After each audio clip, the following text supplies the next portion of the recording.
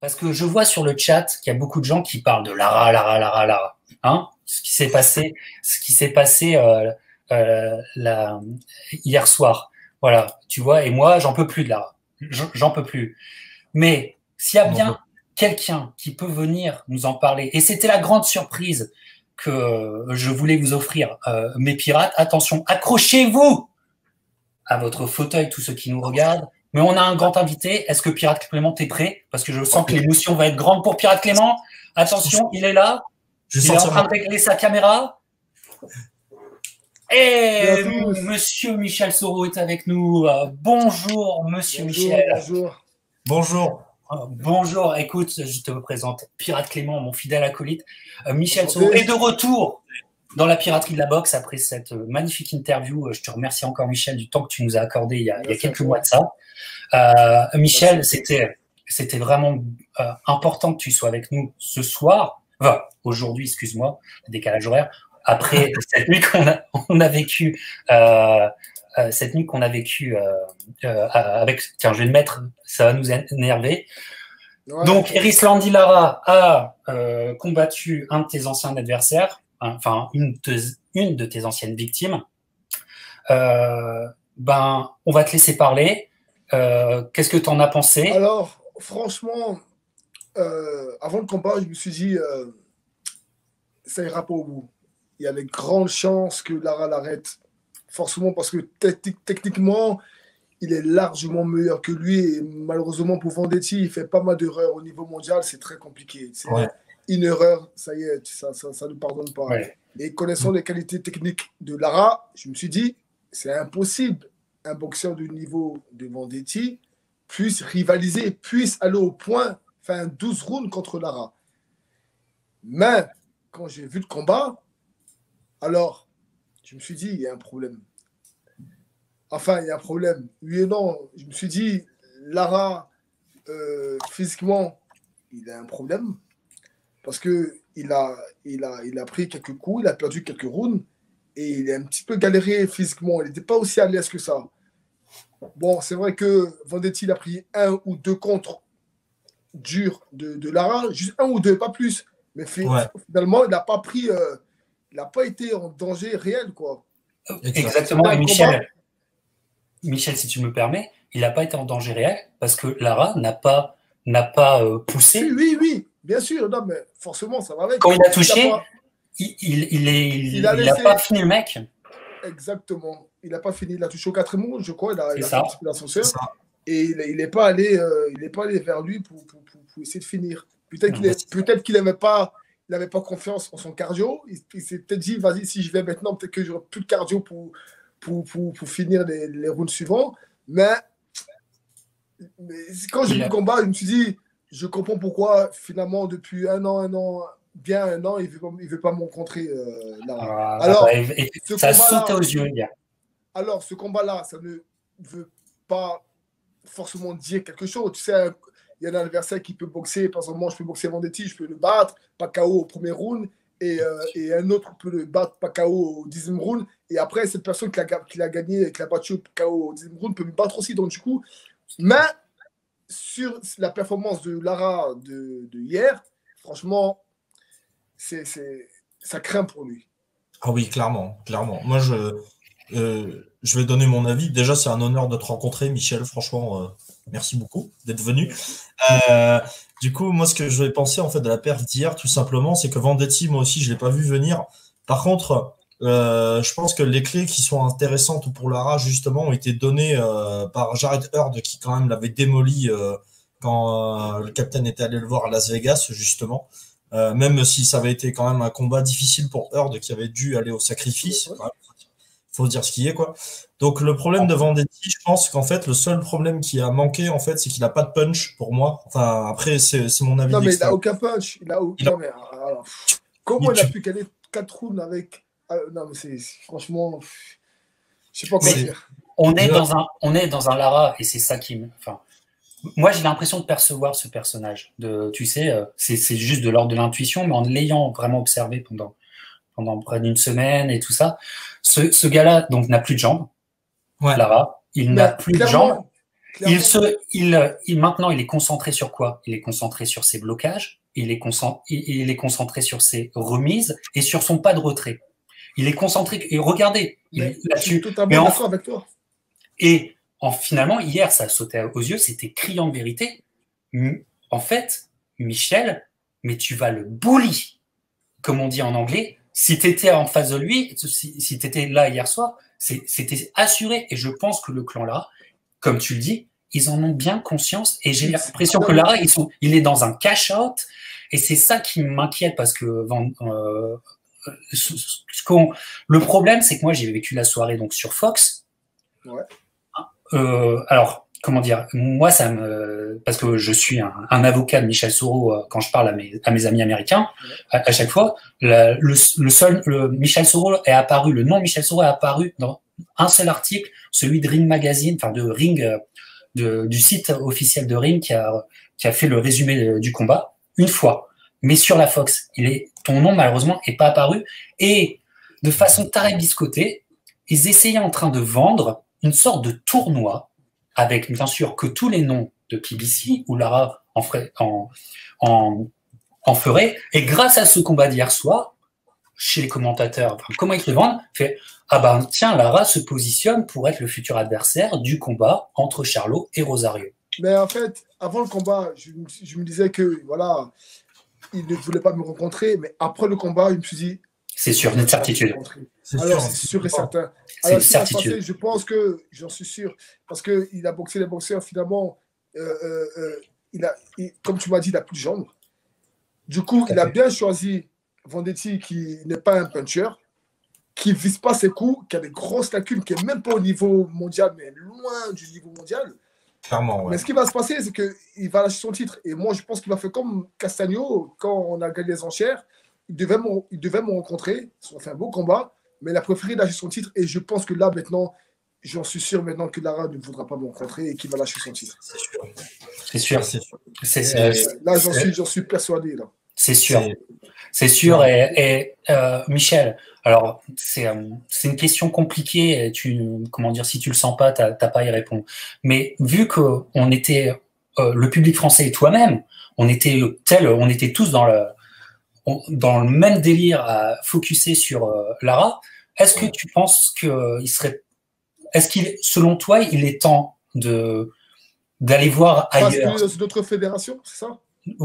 C'est même pas une question de fédération, mais d'aller voir ailleurs d'autres sociétés de promotion. Est-ce que, par exemple, chez Top Rank, avec les Super Walter qu'il y a là-bas... Mais tu sais, alors, chez Top Rank, il n'y a pas le Super Walter. Chez Top Rank, la boîte de promotion où il y a le plus de Super Walter, qui contrôle la catégorie, c'est PBC. Oui. Et quand le combat devait se faire contre Lara, ils sont venus vers moi, ils m'ont proposé des contrats, des arrangements pour que je boxe chez eux. Je pense que c'est plus pour ne pas que je rencontre Lara finalement. Ouais. Pour faire boxer un combat. Noyer le poisson. Et contrôler tout simplement la division des Super Walter. Parce que finalement, moi je suis un trouble fait dans leur business. Exactement, ouais. Voilà. Je ne suis pas avec eux et je veux prendre ce qu'ils ont. T'as un client en emmerdement, toi. Ouais, mais grave, c'est pour ça que je sais que je les emmerde vachement. C'est pour ça qu'ils ont voulu m'avoir. Jusqu'à présent, je te dis, jusqu'à présent, ils veulent que je travaille avec eux. Ouais. Mais tu le mériterais, mais c'est vrai qu'ils te proposeront, comme on dit en anglais, ils te proposeront the hard way. La voie difficile, c'est-à-dire que en fait, ils vont te mettre... Non, mais c'est sûr et certain. De toute façon, moi, les deux combats que j'ai fait aux États-Unis, c'est 2 combats où j'étais outsider. Ouais, non, mais clairement. On en a parlé. Ça se passe comme ça. Voilà, non, justement. En plus, tu as l'expérience, tu en as parlé. Et voilà, donc, est-ce que on te connaît, on connaît ta mentalité, et je sais que la réponse est un grand oui. C'est-à-dire que tout le roster de PBC, tous les noms, il n'y a pas de problème. Michel, tu signes. Mais est-ce qu'il faudrait... dire, mais en fait, ce qui va se passer, c'est que maintenant, je sais que Lara va lâcher son titre, j'en suis sûr. Et moi, je vais prendre le titre. Et une fois que je prendrai ce titre-là, eh ben, j'irai affronter le top 5 mondial là-bas. Mais est-ce que tu ne crois pas que ça, comment dire, maintenant tu as besoin d'un nom connu par les Américains? Mais je suis totalement d'accord, mais si la ceinture est libre et que je dois la prendre, je vais la prendre, je vais prendre une voie un peu plus rapide. On est forcément plus fort quand on va boxer un top 5 mondial avec un titre dans la main. Ouais. Voilà. Exactement. C'est un ticket pour toi, tout simplement. En fait, à la ceinture, il y a d'autres personnes qui la voudront, justement. Et dans le top 5, justement, je suis persuadé qu'il y a des gens qui la voudront. Donc, c'est le meilleur moyen aussi. Je suis d'accord avec toi, Michel. C'est la meilleure façon d'atteindre le top 5. Ça n'a même plus de crédibilité sur ta carte de visite, quoi. C'est ça, exactement. Ouais. Et après, de toute façon, ils le savent déjà. Tu es un client en emmerdement depuis longtemps. Déjà, quand il y avait eu Douglas, je me rappelle, je l'avais vu à l'époque à la télé. Je pense qu'ils ne s'attendaient pas à ça. Pour moi, tu t'es fait voler, pour moi, clairement. Le match nul, il n'y est pas pour moi. On en a parlé déjà dans l'interview, tout à fait. C'est pour ça, moi, je pense que ça va pas tarder. Ça va pas tarder. Faut continuer comme ça, Michel. Et je pense que ça va gagner. Enfin, tu vas gagner. Mais je commence à être impatient. Je vais pas te mentir. Ah oui. Non, mais ce qui est très dur pour toi, c'est que Michel, tu confrontes à un système qui est complètement fermé. Tu subis le système fermé de PBC. Le système fermé complètement PBC. Et pour transpercer, parce que c'est tellement hermétique, mais pour réussir à faire sa place, voilà, on te le souhaite. Donc, pour rester chez les Super Water, on profite de toi, Michel, de toutes les annonces qui ont eu lieu il y a quelques semaines de cela. Par exemple, le Lubin contre Gaucha, tu le vois comment, toi, ça? Facile pour Lubin ou pas? Je pense que Lubin va gagner. Mais on n'est pas à l'abri d'une surprise. Hein. Mais je pense que je donne 65, 35 pour Lubin. Ok. Je connais Gaucha, je connais Terry Gaucha, j'ai mis 2-3 fois les gants avec lui. Intéressant, ça. Intéressant. Voilà. Donc, c'est un boxeur qui est assez dur. Je pense que, voilà, Lubin, il est bon, techniquement, il est très habile des bras, très bon boxeur. Il faut voir, c'est un vrai test pour lui. C'est un réel test pour lui, cet adversaire-là. Tout à fait. Exact. C'est un vrai test. On va en savoir plus, même si je suis assez confiant pour Lubin, parce que Gaucha, ce qu'il nous a montré parfois, il nous a montré quand même, il était assez, tu sais, safety first. Oui. Et c'est... voilà. Et donc, Michel, aussi, autre question, parce que je pense que c'est une rumeur que j'entends ici ou là, et que pourquoi pas, si jamais tu avais une touche avec Top Rank, mais il y a une rumeur de plus en plus persistante. Est-ce que ça va se faire? On ne sait pas. Mais Terence Crawford qui viendrait dans ta catégorie. Est-ce que je sais, qui pourrait monter? Il a montré deux. Ça m'étonnerait. Hein. Ils en parlent en termes. Il a beaucoup de combats encore à faire, Walter. Bien sûr. Et d'ailleurs, l'affiche qu'on se met. C'est vraiment un monstre, lui. Voilà. Mais moi je pense. Ils y pensent. Est-ce que de là se faire, c'est autre chose, mais ils y pensent fortement. Moi, ma petite théorie, en fait, tout simplement, c'est de voir comment il s'appelle. Errol Spence, la perf qui va donner contre Danny Garcia en novembre, il me semble. C'est ça. Enfin, moi, c'est ma théorie. Hein. C'est que je pense que il y a des chances que Errol Spence, déjà avant son accident, avait des difficultés à faire le poids, donc monter en super welter serait peut-être la solution et faire en sorte que Crawford contre Errol Spence arrive. Enfin, moi, c'est ma petite idée que j'ai, je pense. C'est le combat phare que tout le monde veut voir. Ah oui, clairement. Même moi, je veux voir ce combat-là. Et d'ailleurs, Terence et Michel pourraient se parler ils ont une expérience commune de se faire prendre des stops par PBC. Hein, voilà. PBC, il y a deux personnes qui évitent, c'est Terence Crawford et Michel Soro. C'est assez gonflant, vraiment. Michel, si un petit peu. Je vois Michel qui fait arrête Captain, t'en fais un peu trop. Mais non, Michel, c'est emmerdant. Je suis impatient, je sais pas à quel point. Mais ouais, mais quand je vois on est fou, quand je vois ce combat mais c'est en plus j'ai regardé 2-3 fois ce combat, mais c'est d'un ennui. Ah ouais, non, mais. C'est pas un champion du monde. J'ai eu le temps de me disputer avec ma femme pendant le combat, tellement c'était chiant. Moi, je l'ai pas vu en direct. Je ne voulais pas le voir en direct parce que le combat m'énervait. Je l'ai vu 2-3 heures après. Déjà, je me suis fait chier déjà. Et j'étais surpris. Franchement, j'étais surpris. Je me suis dit, mais Vendetta, avec toutes les erreurs qu'il fait, il frappe pas. Il fait beaucoup d'erreurs, mais énormément d'erreurs où au niveau mondial, ça ne passe pas normalement. Exact, ouais. Et un astre de la technique comme Lara n'arrive pas à l'arrêter, c'est que Lara a un problème. C'est que Lara n'est plus le même qu'il était il y a 4-5 ans. Exactement, il faut parler au passé. Un astre de la technique comme était par le passé, Lara, tu as tout à fait raison. Michel, moi je l'ai regardé en direct pour une chose, je vous le dis. Et d'ailleurs, le combat à voir dans la nuit, c'était plutôt Ramirez contre Postol.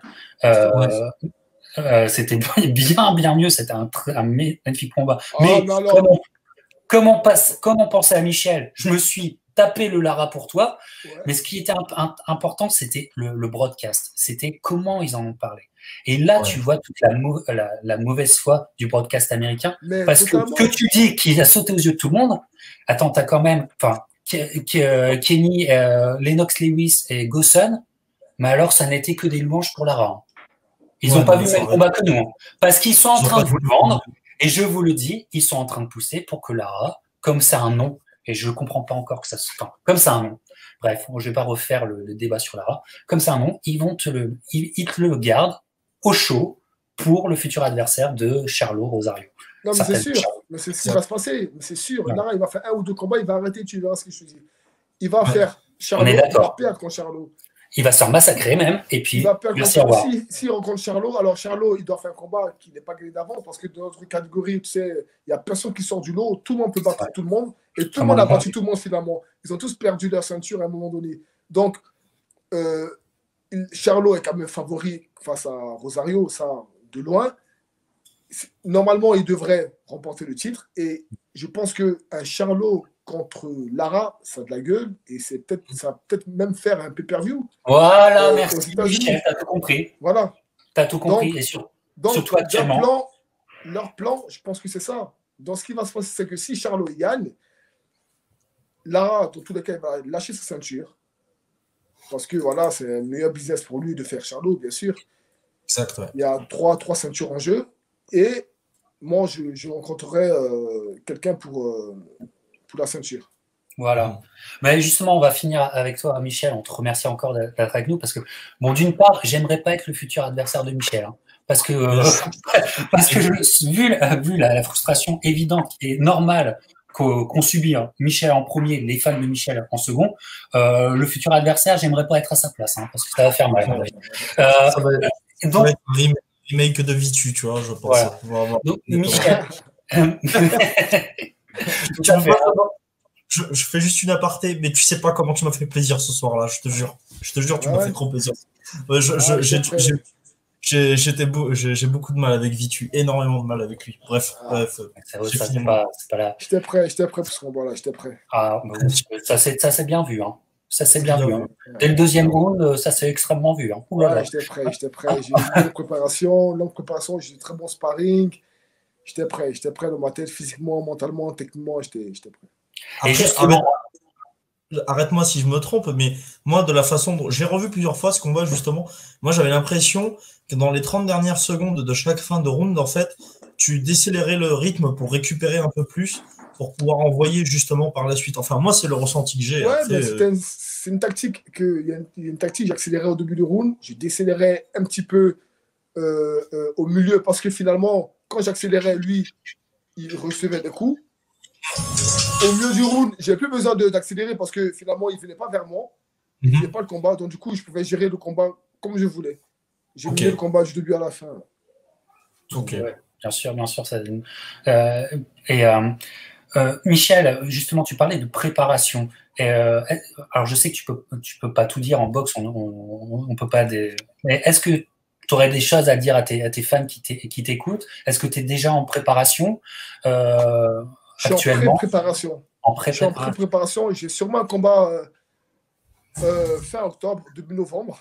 Ah, voilà. Ça c'est une news, ça. Ça, voilà, c'est intéressant que tu dis ça. C'est un combat, c'est un 10 ou un 12 rounds.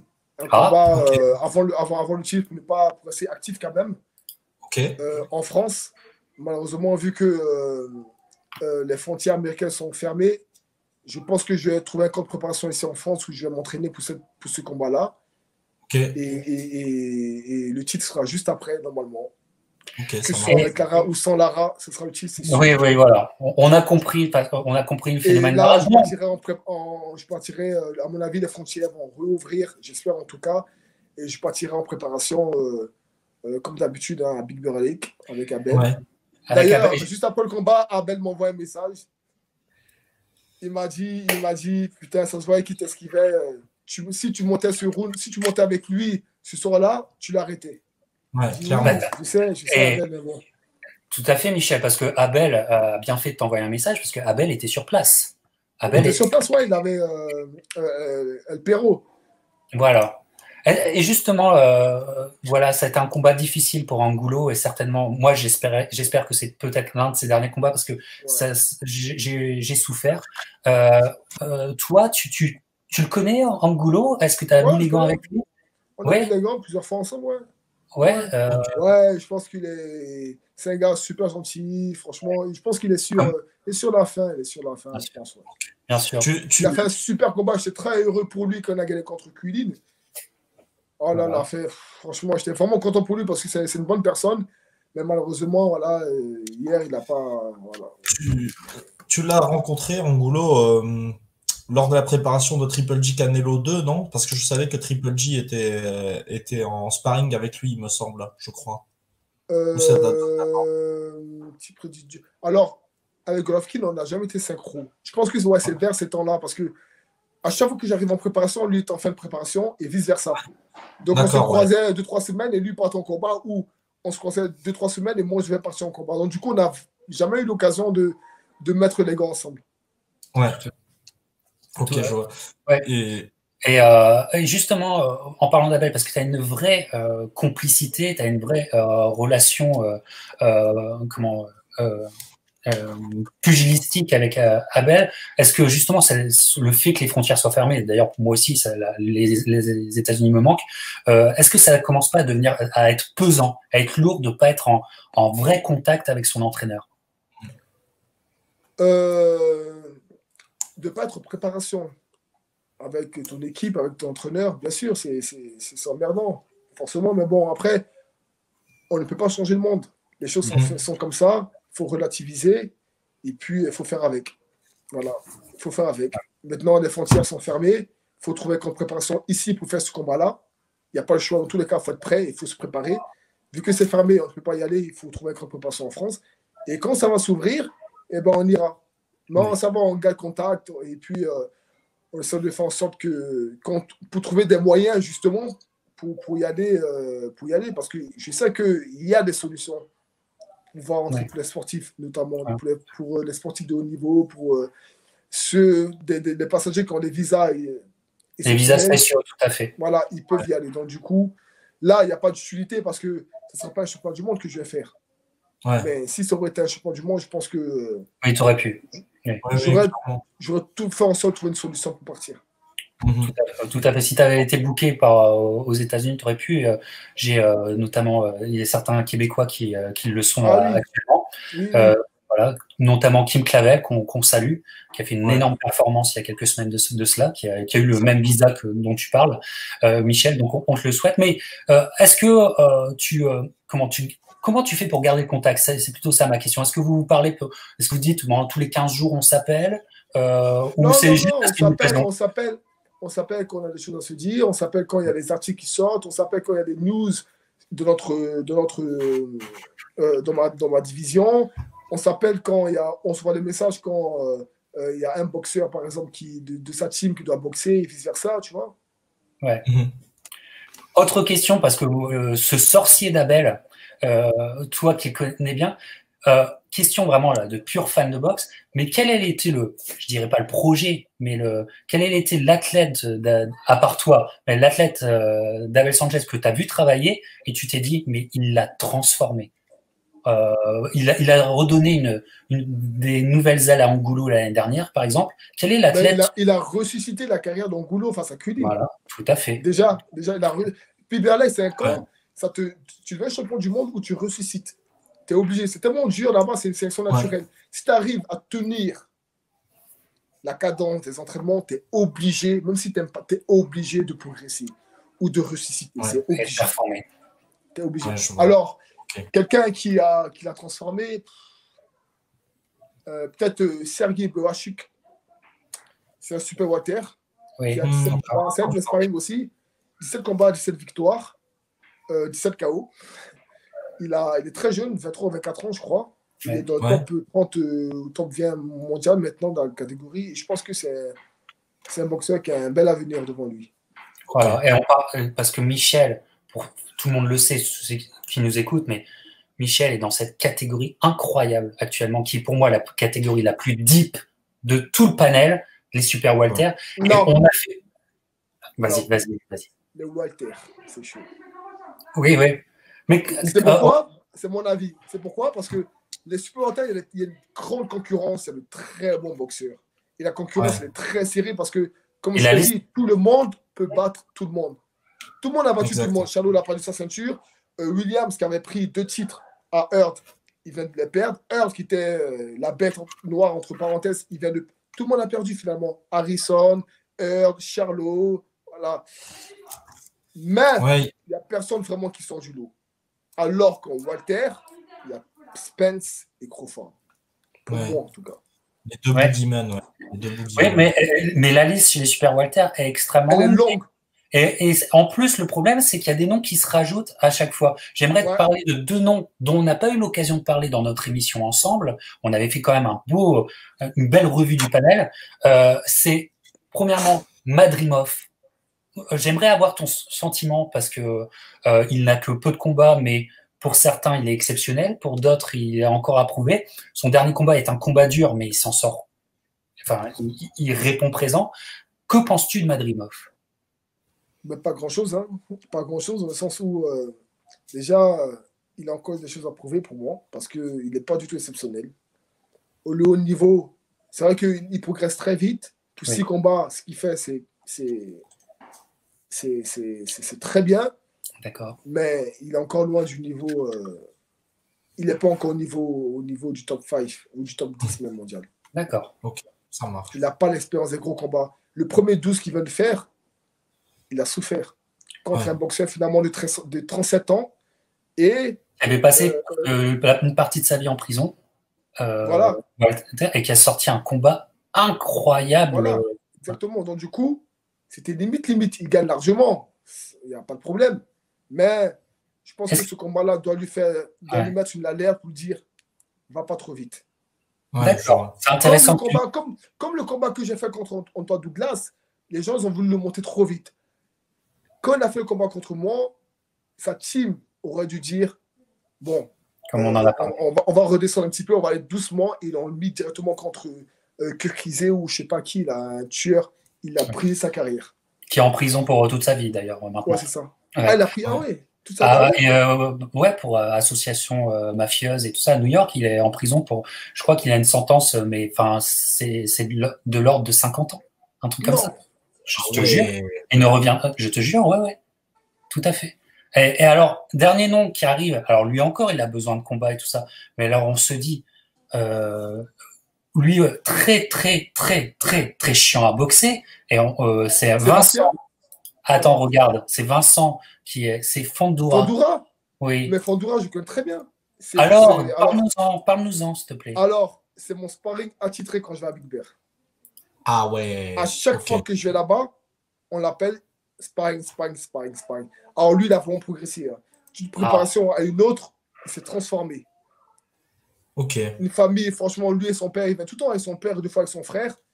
Elle est comme jeune. ça, franchement, très respectueux. Ouais, il parle bien, il parle bien. Il est d'ailleurs, très respectueux. Son père et tout, franchement, c'est une très bonne famille. Et il travaille. Il m'a préparé notamment pour Vitu, d'ailleurs. Ouais. C'est pour ça que Vitu n'a pas grand chance ce soir-là. Exactement, ouais.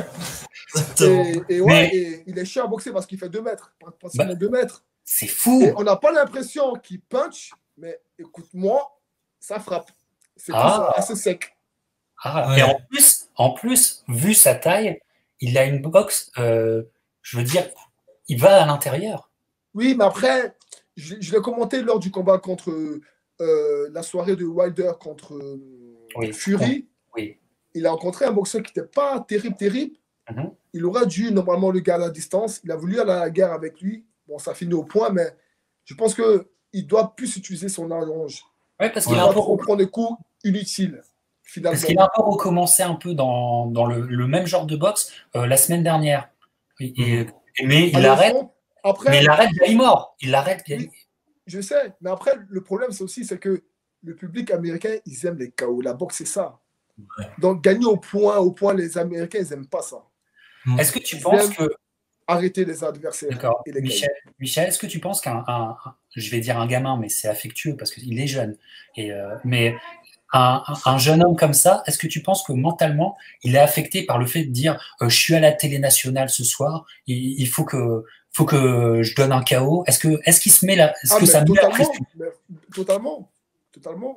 Tout à fait. Et d'un côté, il a raison d'être comme ça, finalement, parce qu'il va prendre de l'expérience et puis, comme je te dis, la télé, ils aiment les KO. Donc, s'il pense que sa boxe, l'Angéline, garde à distance, ça ne va pas finalement rapporter un KO. S'il faut aller au front, ben voilà, il faut aller au front pour avoir un KO finalement. Après, le haut niveau, franchement, je pense qu'il faudra qu'il utilise tous ses atouts. Ses atouts de 2 mètres, ses bras de 4 mètres. il faut qu'il les utilise parfaitement. Voilà. Mais il progresse bien, il est fort mentalement, et franchement, c'est un bon boxeur.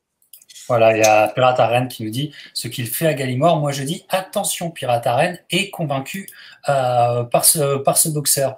Bah, écoute, Michel, c'était vraiment formidable que tu nous rejoignes, qu'on fasse un peu ensemble le deuil de Lara, mais c'est pas grave, t'auras encore mieux.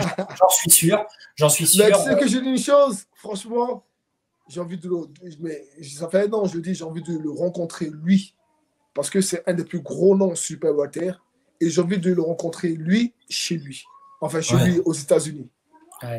Parce que je sais que si tu bats Lara aux États-Unis, ça fait parler.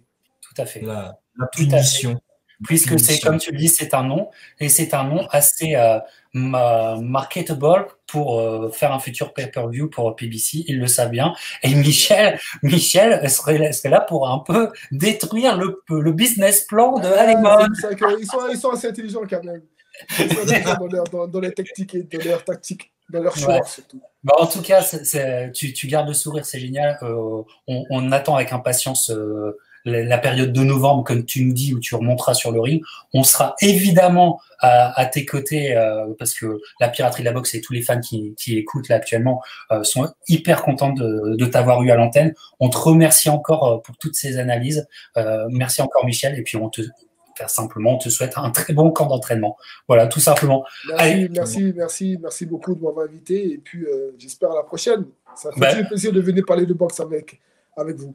Ah bah, l'antenne est toujours ouverte pour toi. Si un jour tu veux dire quelque chose, l'antenne t'est ouverte, tu le sais bien. Et nous, ça sera toujours un plaisir. Merci encore, Michel. On te salue. À toi. Merci. Michel Soro était avec nous. C'était, écoute, Clément, c'est la folie. C'est la folie. Mais Pirate, quand le capitaine se met à l'heure française, je vous régale ou je vous régale pas? Mais là, c'était du caviar, les gars. Franchement, là, lâchez les likes, lâchez les tips, lâchez tout, quoi. Lâchez les chevaux, là, j'ai envie de vous dire, quoi. Bon, voilà, c'est tout.